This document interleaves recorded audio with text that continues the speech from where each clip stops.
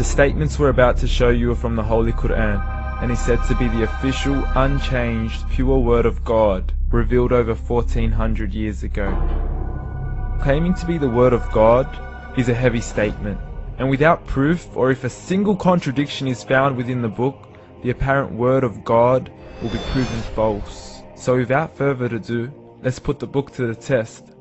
In the 23rd chapter, titled The Believers, from the 12th to the 14th verses, God is said to give a detailed description of how the human being is formed. It begins by saying, "We then placed him as a sperm drop in a place of settlement, firmly fixed. Then we made the drop into a alaqa." We will translate this word very soon. "And then we changed the alaqa into a lump. Then we made out of that lump into bones. And then we clothed the bones with flesh. Then we caused him to grow and come into being and attain the definitive human form."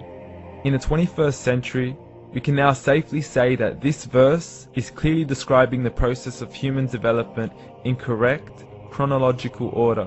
However, what we should be paying attention to in particular is the second stage, referring to the development of the embryo. The specific word used to describe the embryo in this verse is the word alaqa. The word alaqa, when translated into English, can mean three separate things. Firstly, a blood clot, or to be suspended, that is to be hanging or clinging to something, or thirdly and finally, a leech. Now, all three definitions don't come anywhere near what we perceive to be the human embryo. So, why are these words used, and what significance do they share with the human embryo? Can the embryo be described as a blood clot? Well, what do you think? In the 3rd week of embryonic development, a tubular heart joins with the blood vessels to form a primordial cardiovascular system, and by the end of the 3rd week, the blood is circulating and the heart begins to beat on day 21. The first thing that comes to mind in regards to being suspended or hanging is the umbilical cord. But we can't use that example because we are simply referring to step 2, before the baby has even formed. But we now know today that the umbilical cord is formed from the connecting stalk.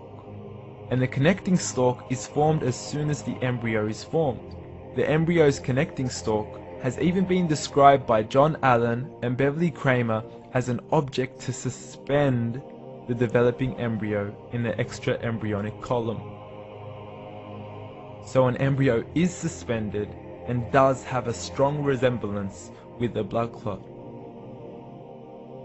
What on earth would an embryo have to do with a leech?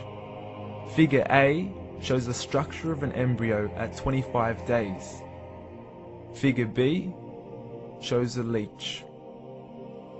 Now please note once again that the embryo in this stage is no greater than the size of a kernel of wheat. This is an X-ray of the embryo at 22 days. This is the internal structure of a leech. It's mind-blowing stuff, but you still haven't seen anything yet. This is the head of the embryo at 22 days. The detail you are seeing right now is absolutely impossible to be seen with the human eye and can only be seen with a microscope. This is the back end of a leech. There's no other words used to describe this other than mind-blowing.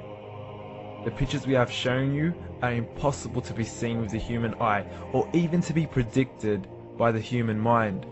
Once again, the verses we have shown you were revealed over 1400 years ago to a man who couldn't read nor write.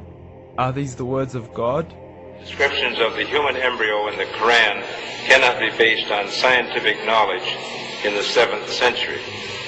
The only reasonable conclusion is that these descriptions were revealed to Muhammad from God, from God, from God, from God, from God.